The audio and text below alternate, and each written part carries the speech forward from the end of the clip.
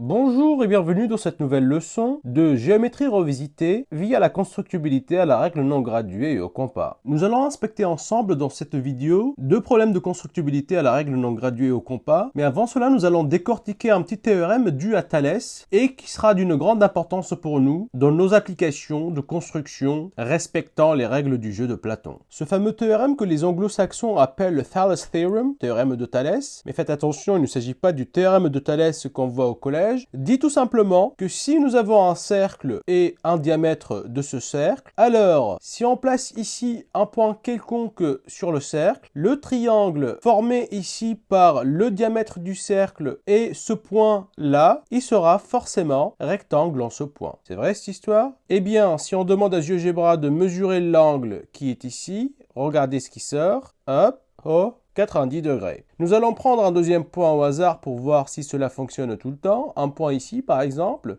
Ensuite, construire le triangle qui est ici. Voilà. Je prétends là encore, puisque l'un des côtés de ce triangle est le diamètre du cercle et que le troisième sommet est sur le cercle lui-même, que cet angle-là est droit. Demandons à GeoGebra de mesurer cet angle. Tac, tac. Eh bien, on voit bien qu'on obtient là encore un angle droit et cela fonctionne d'ailleurs même de l'autre côté du cercle et pour n'importe quel point situé sur le cercle. C'est incroyable ça, n'est-ce pas? Une autre lecture intéressante de ce théorème pour nous est que le milieu du diamètre qui est ici est le centre du cercle circonscrit à tout triangle dont le troisième sommet gravite sur ce cercle. Cela signifie d'ailleurs que le centre du cercle circonscrit, point d'intersection des médiatrices, est ce point qui est là, et ce point-là, en fait, ne dépend pas de la position du troisième point du triangle. Ah ouais? Ah, il était fort à l'aise, hein.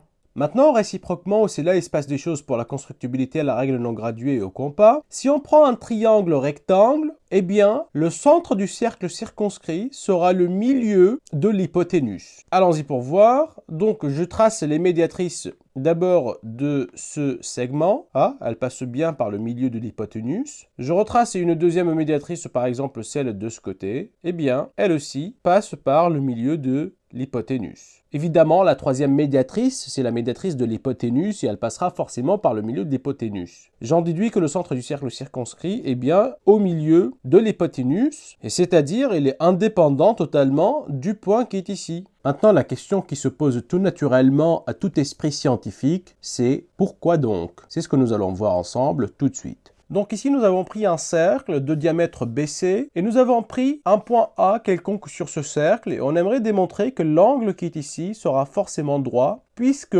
l'un des côtés du triangle est le diamètre du cercle. Pour ce faire, nous allons tracer ici le segment AO et nous allons dénoter l'angle qui est ici alpha et l'angle qui est là bêta. Donc pour démontrer que l'angle total vaut 90 degrés, il suffit de démontrer que alpha plus bêta vaut donc 90. Mais pourquoi? Eh bien, ce qui se passe, c'est que le triangle OCA est un triangle isocèle puisque OC et OA sont de même longueur. On en déduit donc que les angles de la base de ce triangle sont les mêmes. C'est-à-dire que ici aussi, j'ai un alpha. Mais pourquoi est-ce que dans un triangle isocèle, les angles de la base sont les mêmes? Pas facile à démontrer, mais pour ce faire, il va falloir qu'on remonte au postulat d'Euclide et à son axiomatique afin de comprendre pourquoi dans un triangle isocèle, les angles de la base sont les mêmes. Et on aura besoin du lien entre longueur des côtés et mesure des angles. Revenons maintenant à notre théorème. De même, le triangle OAB est isocèle en O puisque OB est un rayon du cercle et que OA aussi est un rayon du cercle. Ainsi, j'en déduis que les angles de la base sont les mêmes, c'est-à-dire que l'angle qui est ici est lui aussi égal à bêta.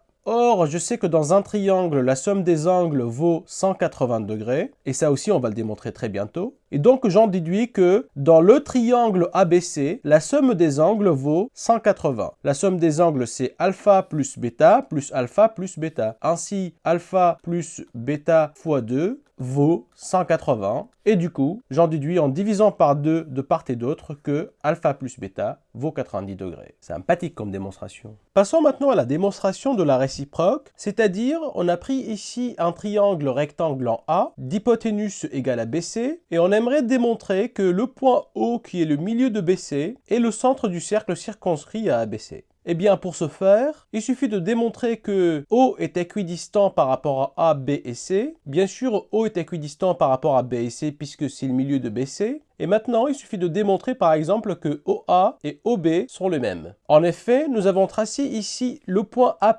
symétrique de A par rapport à O, ce qui signifie que OA est égal à OA', mais on sait aussi que OB est égal à OC, et donc du coup, dans le quadrilatère ABCA', les diagonales se croisent en leur milieu, ce qui signifie qu'il s'agit d'un parallélogramme. Ainsi donc, ACA''B est un parallélogramme. D'ailleurs, savez-vous pourquoi si dans un quadrilatère les diagonales se coupent en leur milieu, alors il s'agit d'un parallélogramme? Nous répondrons à cette question dans une prochaine leçon. Par ailleurs, ce parallélogramme contient un angle droit en A, ce qui signifie qu'il s'agit d'un rectangle. Ainsi maintenant, ACA''B est un rectangle. Mais qu'est-ce qu'on sait dans un rectangle? On sait que les diagonales d'un rectangle sont de même longueur, et puisque elles se coupent en leur milieu, vu qu'il s'agit d'un parallélogramme, eh bien on en déduit que toutes les longueurs ici sont pareilles, et en particulier OA égale à OB, ce qui démontre bien que O est le centre du cercle circonscrit au triangle ABC. La question qui reste bien sûr en suspens, c'est pourquoi est-ce que dans un rectangle, les diagonales sont-elles de même longueur? À démontrer dans un prochain cours. Nous pouvons maintenant passer à notre premier problème de constructibilité, où on se donne ici un cercle C d'un centre O et un point M extérieur à ce cercle. Ce qu'on aimerait dessiner à la règle non graduée et au compas sont les tangentes à ce cercle C passant par ce point M. Et ici, j'ai effectué la construction en assuré pour vous montrer de quoi il s'agit. Et la difficulté technique de cet exercice, bien sûr, on ne peut pas glisser notre règle afin de dessiner la tangente, puisqu'il faut connaître le point de contact de cette tangente avec le cercle C. Il s'agit d'un seul point que l'on doit déterminer de façon exacte. Il y a donc un point ici,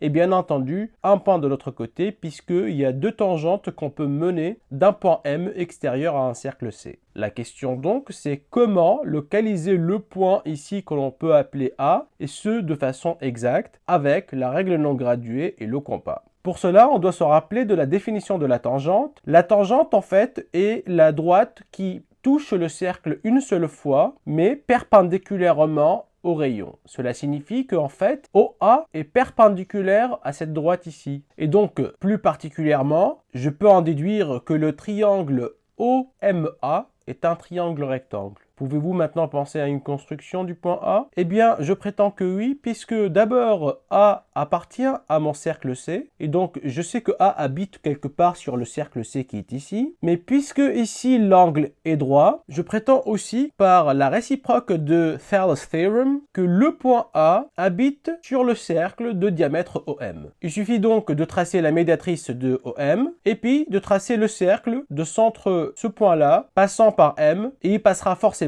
par A. Ainsi, A est le point d'intersection de ce cercle avec le premier cercle C. Nous passons donc à GeoGebra pour voir si cela fonctionne. Je vais tracer le segment ici OM et donc je prétends que mon point A appartiendra au cercle de diamètre OM par perpendicularité de la tangente au rayon du cercle. Donc je demande à GeoGebra de me faire la médiatrice, droite constructible à la règle non graduée au compas. Ensuite, je place le point d'intersection ici et puis je trace le cercle de centre ce point passant par M, il va passer forcément par O, hein, voilà. Et il a intersecté le cercle C en deux points, un point ici et un point là. Maintenant, si je demande à GeoGebra de faire la droite passant par M et ce point, regardez, elle est bien tangente. Et la droite passant par M et ce point qui est là, là encore, il s'agit de la tangente au cercle C, passant par le point M, constructible à la règle non graduée et au compas. Sympathique la réciproque du Thales Theorem.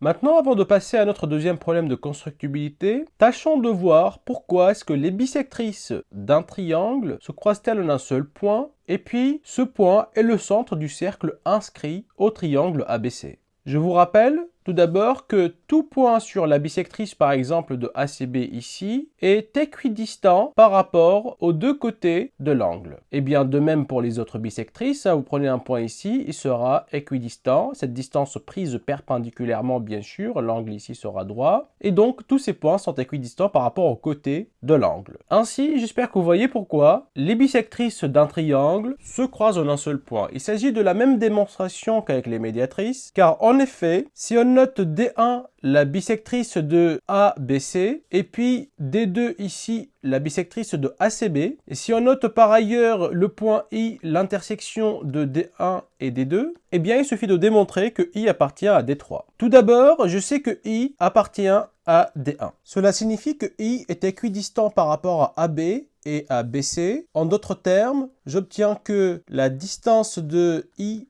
par rapport à AB est la même distance de I par rapport à BC.